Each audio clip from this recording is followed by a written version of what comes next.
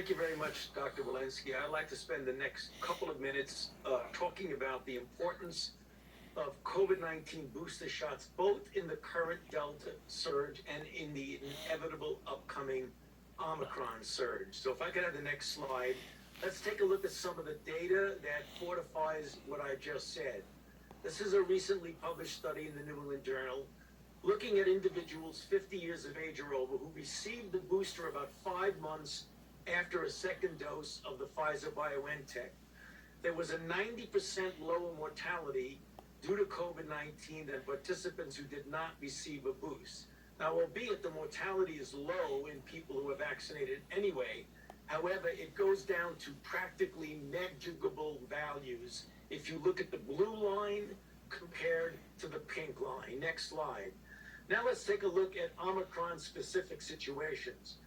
In this study, one looked at 3 separate vaccines: the mRNA of Moderna, the Pfizer, and then the Ad26 J&J, followed by an mRNA boost. Again, if you look at the ×2, which means a standard vaccination, and then take a look at the pseudovirus neutralization following the boost, the increment of that is really rather profound. 19 times for the one on the left, 27 times for the one in the middle, and 4 times for the one on the right. Next slide. Now also, if you look at the neutralization, look again at 2 separate studies, one from the Vaccine Research Center at NIH and one from Duke University. Note on the left panels, 4 weeks following the second dose. Look specifically at the pink bar. There you see a rather low level of neutralization with Omicron. However, if you look at 2 weeks post the third or booster dose, note how much it goes up. For example, if you look at the Omicron comparing in the Duke line, you see it is about 2002, whereas after a second dose, it's only 62. A dramatic increase. Next slide.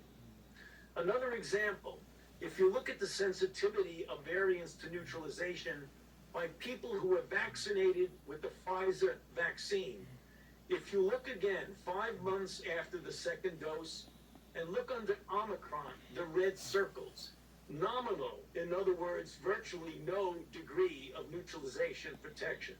Again, 1 month after the third dose, it goes well within the protective range. Next slide. If you look at now convalescent sera and take a look at each of the panels, on the left, you have a convalescent serum 6 months after infection. Again, the level of protection that would be projected from the antibody levels is very low, as you see with Omicron, a very low level with these circles that are red. 12 months later, it even gets worse. But take a look at what happens if you take a person who's convalescent, but you boost that person now with a dose of Pfizer and wait 1 month. The red circles go way up into the protective range. Next slide. And then if you look at actual clinical issues, take a look in a UK study about individuals who had symptomatic infection. Look at Delta in the blue boxes. As you go the time since the vaccine and look at the weeks, which are shown on the bottom line, you get a diminution against Delta, but a very profound diminution, below 40% effectiveness with Delta. When you boost, not only do you bring it up to Delta in the blue, but also to Omicron. What does all of this tell us? Last slide. We are in a situation where we are now facing a very important Delta surge, and we are looking over our shoulder at an oncoming Omicron surge. Clearly, unvaccinated individuals, as Jeff said in the beginning, are really at a high risk of serious involvement, including hospitalization. The fully vaccinated are doing much better off, but as I've shown you in the previous 5 or 6 slides, the optimum protection is fully vaccinated plus a boost. So the bottom line of what we've been telling you all along, it is critical to get vaccinated. If you are vaccinated, it is critical for optimal protection to get boosted. Back to you, Jeff.